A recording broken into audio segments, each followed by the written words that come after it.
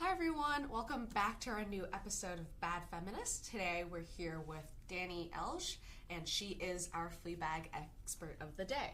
Hi, great to be here. Awesome. So to start, could you tell us a bit more about what is Fleabag? I have absolutely no idea, so please enlighten me. Well, Fleabag is a show. It's a BBC miniseries that was created and starring Phoebe Waller-Bridge, and it basically follows this young, unnamed London woman who we dub Fleabag, as she kind of just goes through her life, she struggles with like love, friendship, sex, death. As the show starts, she's dealing with the deaths of her mother and her best friend. Mostly just follows in her story of her acceptance of herself. Awesome. So I know I've heard that this show touches on a lot of feminist themes. So could you personally define what is feminism through the lens of Fleabag? I think that's actually a really good question because it changes throughout the show. So I guess in the beginning I'll talk about, in the very beginning, she doesn't necessarily even know what feminism is to her. She knows this idea of being a good feminist, and she sees that through the eyes of her sister, Claire, who is this kind of like perfect neoliberal, always optimizing herself feminist,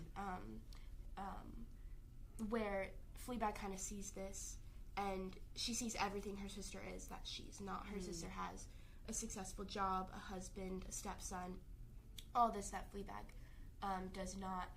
And there's kind of this really important moment. It's kind of a funny scene, but in the first episode, they're sitting in this talk on feminism, actually, where the speaker goes, "Who here would give 5 years off their life for the perfect body?" And Fleabag and her sister don't hesitate to raise their hands, and then they look and they see that they're the only ones that have. So then they kind of like just lower them like scarily. And then Fleabag turns to her sister and is like, "We are bad feminists." And that's kind of like a really important point in the show that sets up her whole idea of her own relationships to feminism and also to other women. And she kind of has this like tendency, in contrast to her sister, she kind of defaults into this kind of dissociative feminist outlook. Oh yeah, then that's really interesting. I'm really curious about what exactly dissociative feminism is. Right. Well, dissociative feminism, it's a pretty new term. It was coined by Emmeline Klein in like late 2019. And it revolutionizes the way we think about feminism, in that it's a group of girls who don't want to stand up to the patriarchy anymore. They are tired of actively standing up against it, so instead they kind of default into this kind of deadpan humor, satirizing everything in their lives. And I have here a couple of examples of like dissociative feminist like thing, because it's very popular on social media. One of these, here's a tweet that says, what I love about my friends is that 7 years ago we all would have been lobotomized. And that's kind of like making fun of, lobotomies, which were a very serious like medical procedure. But kind of just talking about that in a satirical lens. And honestly, one of the biggest examples of this dissociative feminism is the quote-unquote like Fleabag era. That's become popular on social media. And it's just a girl going through self-destructive tendencies, which is what we see Fleabag go through a lot. So it's, sleeping in your makeup and going to work the next day, or sleeping with your friend's boyfriend, or, getting revenge for fun, like all these pretty typical things. And I think in the beginning, we see her go through that a lot. Okay, and is there a reason that you believe this form of feminism is kind of getting repopularized, or even just popularized in general now, specifically? I think a lot of it did have to do with the resurgence of Fleabag and the Fleabag era becoming so big on the internet, in that it gives women an outlet to kind of regress into their self-destructive tendencies like Fleabag does, but at least seeing her in the first season gave women kind of an outlet to express that and see this imperfect feminist on screen. But we can see throughout the show, she has this tension where she wants to be better. Like, there are instances where she is better, and I think the best way to do this, we can insert a clip, but there's a scene in the show where she helps this drunk girl that doesn't help her in the end, but it does show like an instance where she wants to be better. So we will go ahead and insert that clip.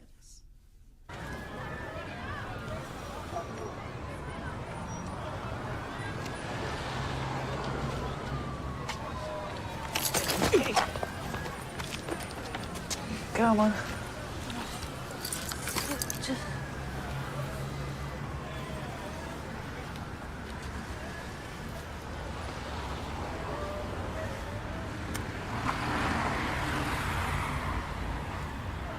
You okay?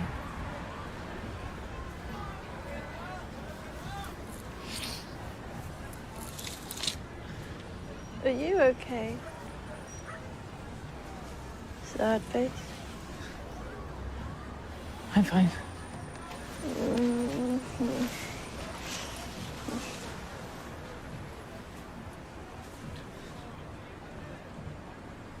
Oh, you're such a lovely man.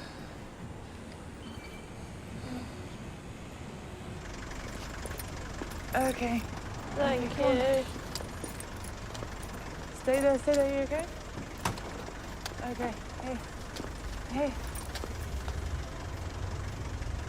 Do you want to come home with me? What? No way! You naughty boy. Awesome. So thank you so much for giving us the clip. Could you explain a bit of what's going on and help us potentially digest a bit of that? Yeah, so the context for this clip, this was the same day as the talk that her and her sister went to on feminism, and they actually got into like a very big fight after because Fleabag had asked her for money. Really? So they had just gotten into a fight, and then she went and she was in a meeting to get a loan that would save her business. And she accidentally took her shirt off in the meeting and didn't get the loan. So she had just had a completely awful day, which resulted in her agreeing to go out with this guy at a bar. And then he kind of ditched her at the bar. She ditched him. And she sees this drunk girl sitting alone. And she doesn't really hesitate to help her at all. Which it shows, it's a small instance, but it shows that she does want to be better.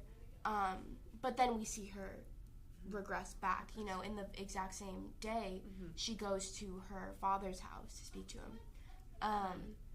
And she finds him there with his wife, who was her godmother. And then when her mother died, he started dating her. And she goes to her father's doorstep and confesses how she feels that she's an awful person. She uses all these adjectives. She's like, I'm a greedy, perverted, like, bad woman. I can't even call myself a feminist. And he kind of just brushes her off. And then she just is feeling so defeated, and she steals a statue from his wife. So this kind of just shows, like, she does want to be a good woman, or not even necessarily a good woman, just a good person, but she can't help but regress back into these habits. Would you say that that's her lowest point in terms of her feminist journey or arc in the show?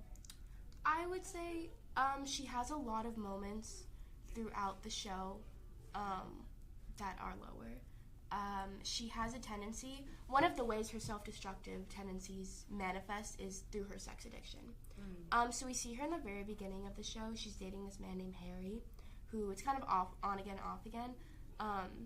But he ends up leaving her because of her sex addiction. And she finds, I think a big part of it is that she finds validation in herself through the acceptance of other people through sex. There's one instance where she's just sitting on the toilet confessing this to the camera very candidly, as she often does.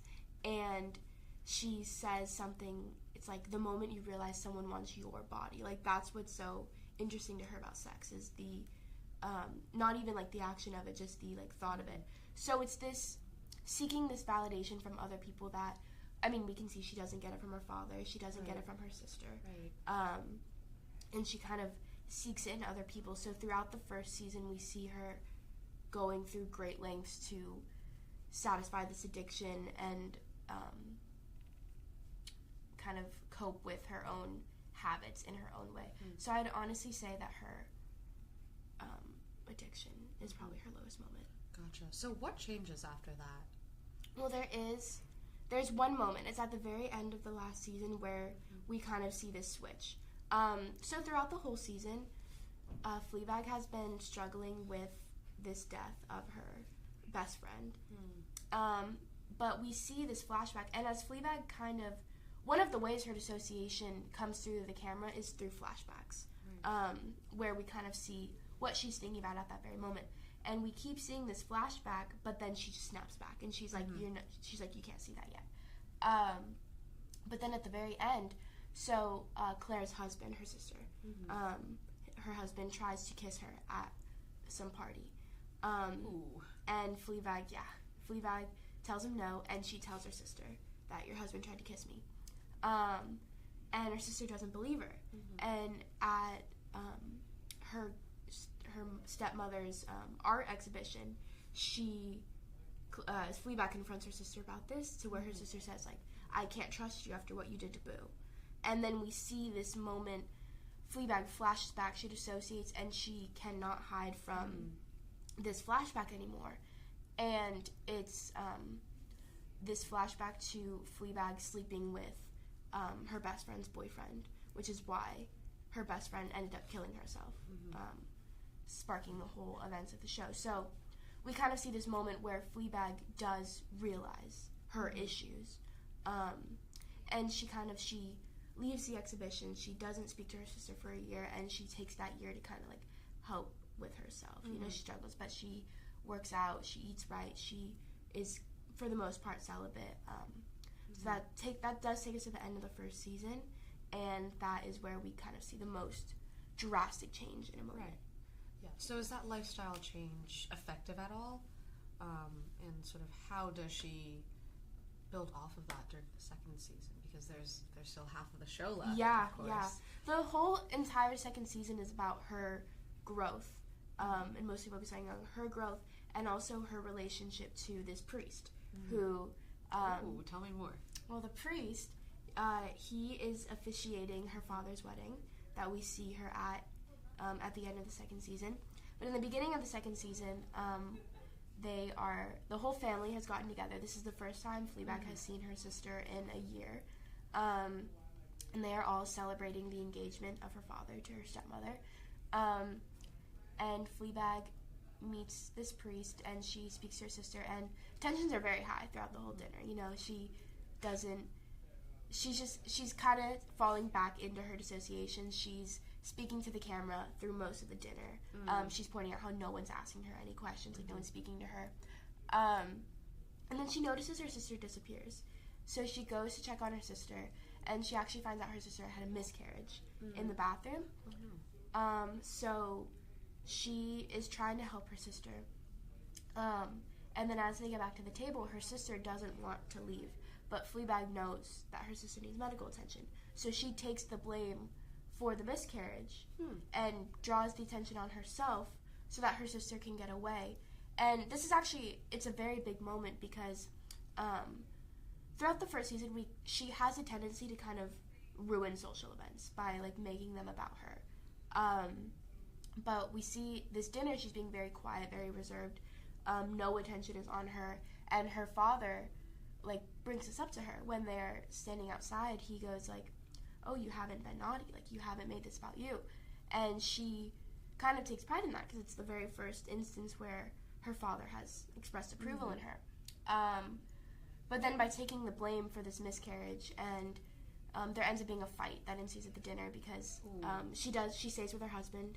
Claire had stayed with her husband, and her husband says some really like nasty things to Fleabag about this miscarriage, which does spark a big fight. And Fleabag sacrifices the good graces in a way that she'd received from her father to save her sister and to make sure that her sister could get medical attention.